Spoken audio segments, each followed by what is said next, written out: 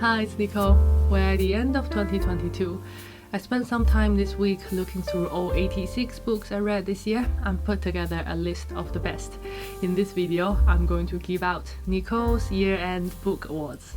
Instead of top 10 books or favorite books of the year, I'm going to give out awards to different books. The reason being the books I'm going to mention are all brilliant and I enjoyed all of them, but they are brilliant and enjoyable in different ways. I hope the award categories highlight the differences. For my fellow booktubers, I created this year-end book awards tag for myself as much as for you. I don't think it exists as a tag on YouTube yet, but apologies if I'm wrong. So please make use of it if you like and have fun playing the judge and giving out awards. I had a cracking time making the categories up and preparing for this video. You can give out all the awards or just pick a few. You can add categories or change the definition of the existing ones, use it at the end of the year or at the beginning of the year. Tag me if you do use it. I'd love to hear about your winners. So here are all the categories in my year-end book awards. It's a bit excessive, I know. I have altogether 15 awards to give out. I thought I could do it in about 15 to 20 minutes, but the difficulty came when I found I couldn't decide which books are clear winners for many of the categories. And I ended up with many joint winners and runners-up. In the end, I decided to give out 15 awards in 2 videos, so I can tell you a bit more about each title. I will do the ones on the left in this video and the ones on the right in the next video. I'll put the award categories in the description box as well, so you can copy and paste.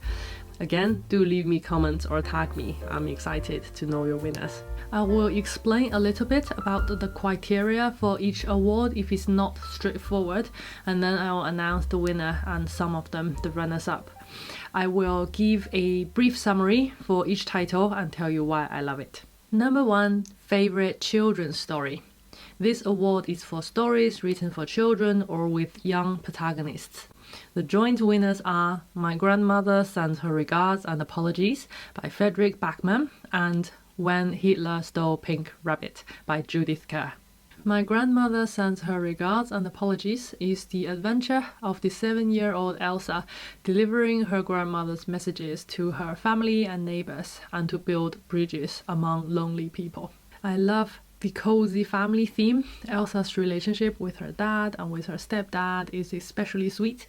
I also love how Grandma helps Elsa to make sense of the harsh reality using fairy tales. They make immense regrets and grief and sorrow gentle and beautiful.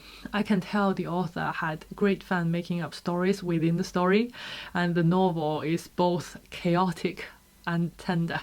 When Hitler Stole Pink Rabbit is an autobiographical novel about a Jewish family around the time when Hitler rose to power.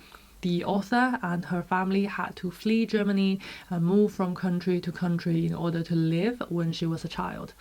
The story shows really well the vague but ever-present dread of a child in the dark time, but also the joy and excitement of going to a new school, moving to a new house and making new friends. The story comes across mostly gentle and full of life. Number 2, favorite short story.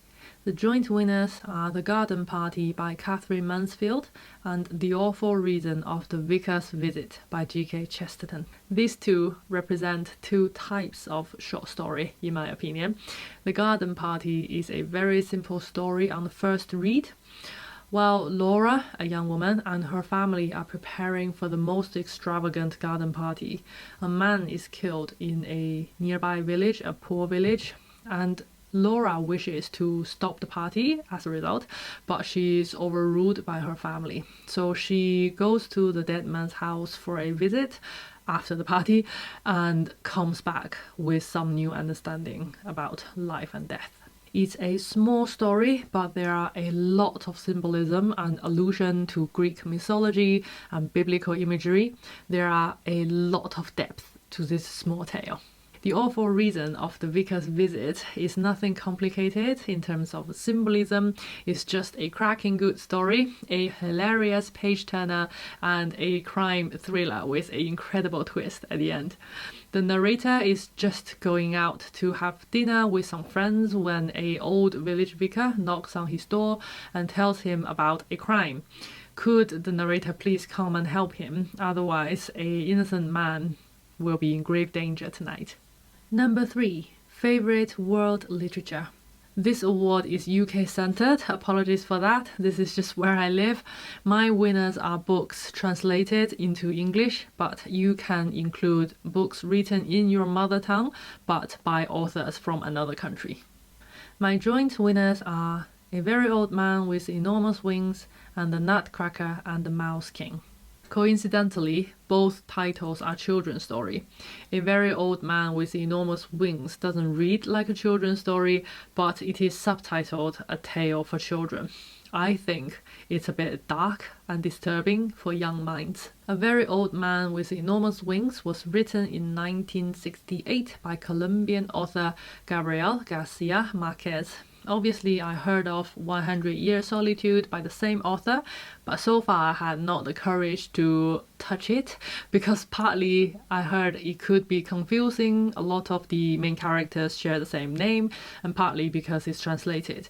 So I was eager to try out a short story by him to test the water, and the good news is I like the story and the translation. An ordinary couple in a town one day found a very old man with enormous wings in their backyard, half dead.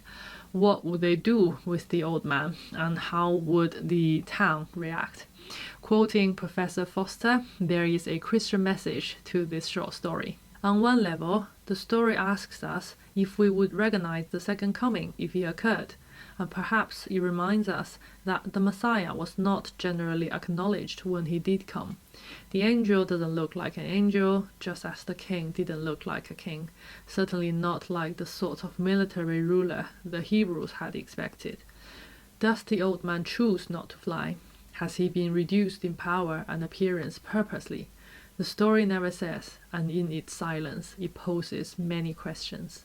It's a bewildering story with a challenging message. This short story boosts my confidence, maybe to go on reading 100 Years Solitude soon.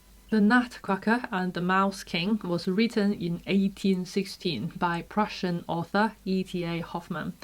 It's about young Marie's favorite Christmas toy, the ugly and despised Nutcracker, comes alive and, after defeating the seven-headed Mouse King, takes her away to a magical kingdom. When I first finished it, it felt very strange, like an incoherent mix of many random things. There is a deliberate blurring between the fairy tale, the supernatural fairy tale, and the reality. I thought about it for a few days, and I think I cracked the nut. The story alludes to the events in the book of Revelation in the Bible, especially towards the end, and after that it feels very clever and as clear as day. Number 4. Most cinematic. This award is for stories that I would love to see on screen, because when I read them, the words on the pages conjured up images after images. My two runners-up are Titus Groan and Gilead. Titus Groan by Mervyn Peake is the first book in the Gormenghast fantasy series, and it's categorized as a fantasy almost entirely because of the gothic and mysterious atmosphere. There are large sections describing the ancient, rich but rotting castle and the natural landscape immediately surrounding it. The characters look like caricatures, and some of them even appear with their personalized sound effects. Gilead by Marilyn Robinson is one of the most beautifully written books I read this year. You might have heard that I struggle with poetry, but this is poetry to me. Some of the paragraphs are just stunning. Gilead is a fictional memoir written as a letter by an elderly dying pastor to his young son. I don't know if this has ever been adapted for the screen, but it remains a beautiful painting in my head. The winner of the most cinematic book is A Tale of Two Cities by Charles Dickens. A Tale of Two Cities is about the individual people's life caught up in the torrent of the French Revolution. I can't believe that the last TV and film adaptation are both from the 80s. Some of the scenes are so camera ready and cinematic. If it wasn't for the date that Dickens wrote them, I could have believed that he had screen adaptations in mind. Some of the paragraphs are written ready to shoot. I can imagine this is a wide shot, this is a close-up, this is a top-down shot, how the camera would pan. I think A Tale of Two Cities is totally ready to come back to the screen. Number 5. Favorite supporting characters. This award goes to A Suitable Boy by Vikram Seth. In the foreground, the book is about the ordinary life of 4 families. One main plot line is finding a suitable boy for our heroine Lata. On a bigger scale, the book discusses religious unrest and social and political changes in the newly post-independence, post-partition India. A Suitable Boy is one of the longest novels in existence, and it has a huge cast. The author succeeds at distinguishing them all from one another and making them stand three-dimensional in my head, which is quite an achievement, I think. Take Lata's 3 husband candidates, for example. It's genuinely a tough decision, and I can't quite see who she'd go for until the very end. Among the 3 potentially suitable boys, I particularly love Amit and the Chatterjee family. Amit is a poet, and his siblings constantly sing out couplets as effortlessly as breathing. They're all weird and wonderful, but at the same time feel completely natural. I wonder if the author knows people like them in real life. I made a dedicated video for A Suitable Boy, comparing it with Pride and Prejudice, Far from the Madding Crowd, and Middlemarch. I will put the link in the description box. Number 6. Best Teacher. This award is for authors or books that have taught you lots. My winners opened my heart and mind to reading and literature. Last year, my winner was George Saunders with A Swim in a Pond in the Rain, who taught me about writing and reading through Russian short stories. But your winners could have taught you about traveling or cooking or anything. In the 3rd place is C.S. Lewis. I read C.S. Lewis's essays sporadically throughout the year. He has such a sharp mind. Whatever topics he thinks or writes about, he manages to conjure up gold dust. I mostly read his literary criticism. For example, there was an essay on Jane Austen, which put her heroines into helpful categories that I've never thought of before. His essays are always illuminating, but he's only at the 3rd place because he's not always as accessible as the joint winners. The joint winners are Sir Jonathan Bate and Professor Thomas C. Foster. Jonathan Bate is many things, to pick just a few. He is an academic. He was knighted in 2015 for his services to literary scholarship and higher education. He is a biographer. He wrote excellent biographies of Shakespeare, John Clare, William Wordsworth, and Ted Hughes. He specializes in Shakespeare, Romanticism, and eco-criticism. Among a lot of the universities and organizations in the UK and the US, he worked with Royal Shakespeare Company and the Folger Shakespeare Library. In Mad About Shakespeare, Jonathan Bate shares his life with the readers and introduces many literary figures throughout the history in a new light by telling stories of love and loss.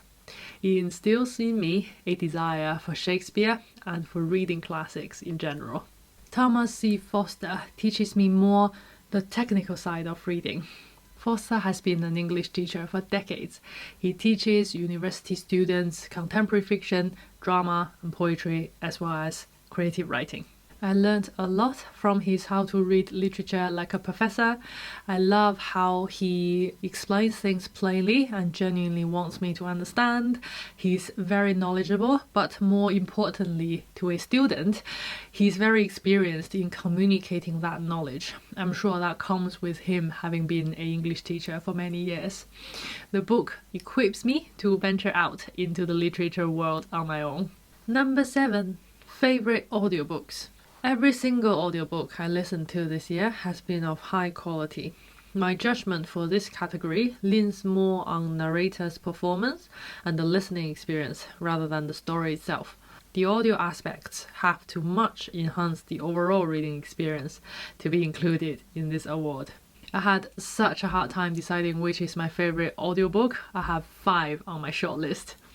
The first one is The Seagull, The Cherry Orchard, Three Sisters, produced by Wireless Theatre Company, written by Anton Chekhov.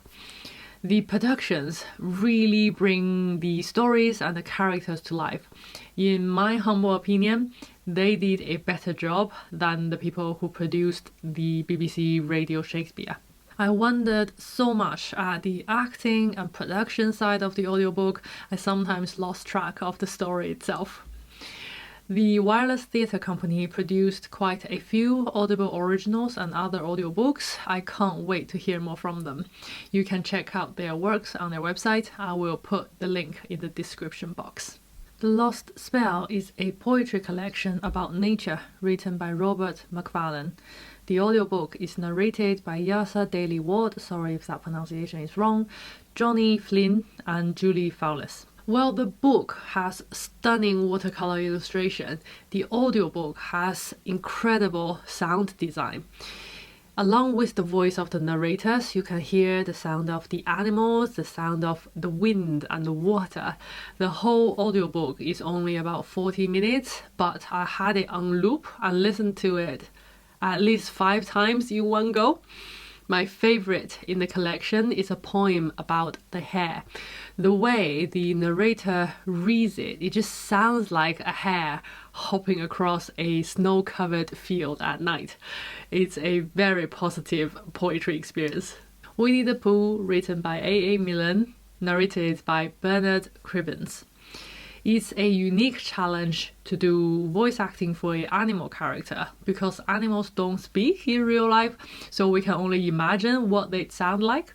But it's even more of a challenge to do voice acting for Winnie the Pooh because everyone seems to know how he should sound like. Cribbins' performance is adorable. When I need to quote Pooh Bear, I can't imagine not using Cribbins' voice to say the lines or to sing the songs. There might have been many voices for Winnie the Pooh, but this will forever remain the voice of my Pooh Bear. Mad About Shakespeare, written and narrated by Jonathan Bate. He has a pleasant, scholarly voice, and it's very special to hear the author's own voice speaking his own life stories. At one point, his voice chokes tiny weeny bit when talks about his daughter's life-threatening emergency situation, and it moves me to tears every single time. A Suitable Boy, written by Vikram Seth and narrated by Saga Iyer. Sorry if that's not quite right.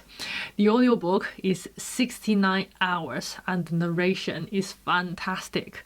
I'd go as far as to say my enjoyment of this novel is 50% from the story itself and 50% from the narrator's performance. There's no fancy sound design like in The Lost Spell, just plain reading. However, his voice, his pronunciation and intonation give an amazing, authentic flavor of India. It brings out a lot of the humor and the personalities I would have missed reading on my own. I genuinely can't decide which one should be the winner for this category. What do you think? So this is the end of Nicole's Year-End Book Awards Ceremony Part 1. I will tell you my favorite screen adaptations, most comforting books, favorite plays, favorite non-fiction, favorite novels, favorite protagonist, favorite author, and my books of the year in Part 2. Let me know your winners. I'd love to hear which books your awards go to. I will see you in Part 2. And Happy Christmas, everyone. That's all for today. Thank you for watching. I'll see you in my next one.